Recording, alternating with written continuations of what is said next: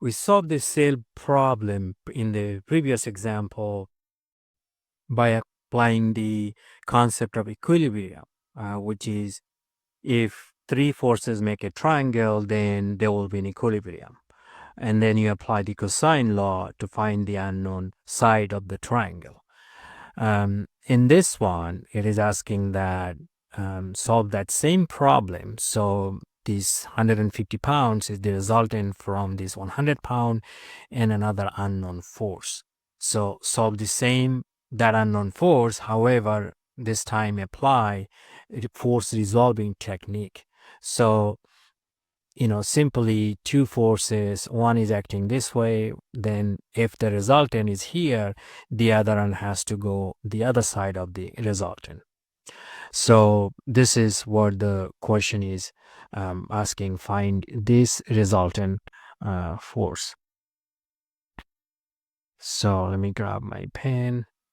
So what it is asking basically, all the component forces in x direction, they should be equal to the resultant of that 150 pound in the x direction, resultant force. Let me put this way. So 150 pound in the x direction.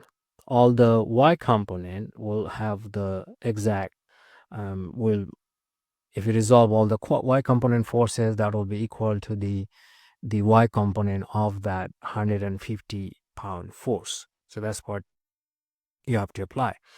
So if we do that, so that 150 pounds, if we resolve that 150 pounds in this direction, it's going to be 150 cosine 30 degree. And then the upward direction would be 150 sine 30 degree. For the component force, we don't know the direction. We're trying to find out. Let's assume that is theta. So if we resolve that, that's going to be F sine theta. Sorry, this component would be cosine. The vertical component would be F sine theta. So here, the two component forces, which will be plus 100 pound in the x direction, summation of Fx would be Fx 150 resultant. So plus F cosine theta. Now you can use here minus or plus for this F1 cosine because we don't know the direction. So you can leave either minus or plus. That will not affect your calculation because we don't know. We're trying to find out what's the direction of that. We just assume this way because logically that's what makes sense. That is equal to now the resultant component in the x direction, which is negative, which we know. So 150. So this component is acting in this direction, cosine 30 degree. So that would be, then we can write if cosine theta is equal to, so minus 150 cosine 30 degree minus 100. So I calculated that minus 230 pound for F cosine theta.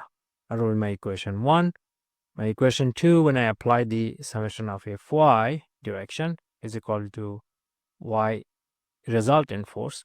So in the y direction Fy, I only have this component of F sine theta. There is nothing for that 100 because it's applying exact to the horizontal direction. So the y component would be simply 0 is equal to Fy of the resultant, which will be 150 sine 30 degree. So that is my equation number 2.